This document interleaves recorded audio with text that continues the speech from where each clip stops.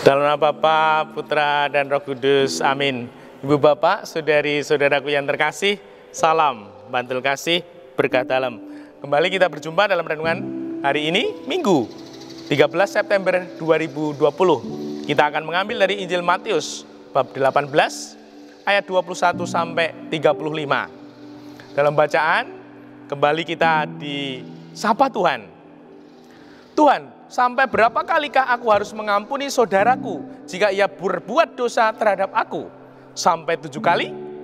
Yesus berkata kepadanya, bukan, aku berkata kepadamu, bukan sampai 7 kali, melainkan sampai 70 kali 7 kali. Nah, saudari-saudaraku yang terkasih, ini sudah menjadi hafalan kita semua, bahwa kita sungguh didorong Tuhan, dibimbing Tuhan untuk bisa mengampuni.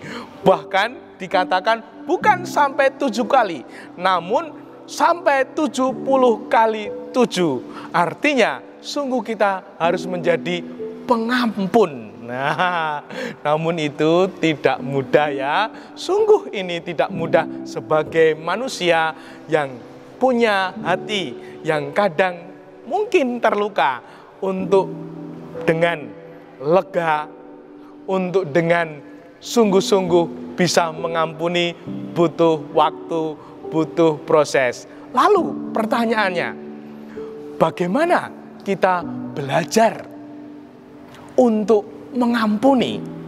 Nah, ini pelajaran yang tidak mudah. Bagaimana pelajaran ini ada dalam kehidupan kita masing-masing? Ketika kita di keluarga kita, pastilah kita pernah kecewa. Di dalam komunitas pekerjaan kita, pasti kita juga pernah tersakiti. Nah, saat itulah kita belajar.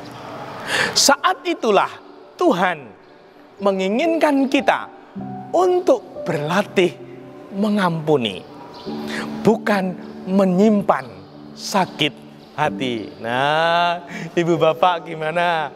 Masih ada yang menyimpan sakit hati?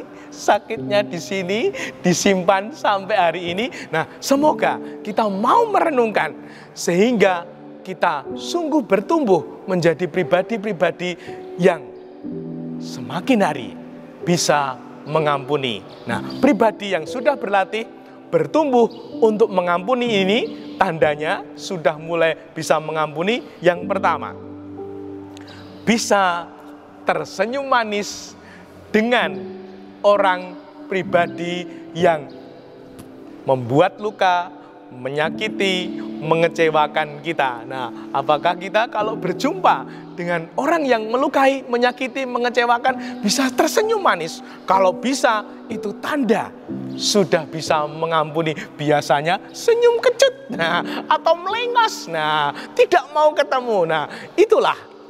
Yang kedua, pribadi yang sudah mulai bisa mengampuni, dia bisa bercanda dengan orang yang pernah menyakiti, dengan orang yang pernah melukai. Nah, gimana kalau ibu, bapak, saudari-saudari yang terkasih bisa seperti itu?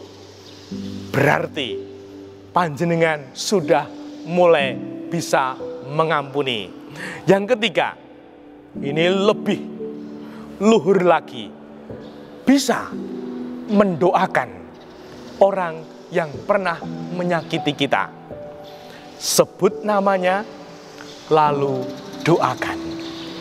Kalau kita bisa menyebut namanya dan mendoakan orang yang pernah menyakiti, melukai, mengecewakan hati kita, panjenengan murid anak Tuhan yang sungguh-sungguh baik.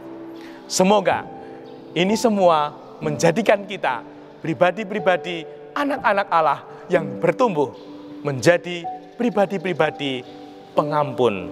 Dan kalau kita salah pun, mohon ampun, sehingga hidup kita mengalami kelegaan batin. Dimuliakanlah Tuhan, kini dan sepanjang masa. Salam bantul kasih, berkah dalam. Dalam nama Bapa, Putra, dan Roh Kudus. Amin.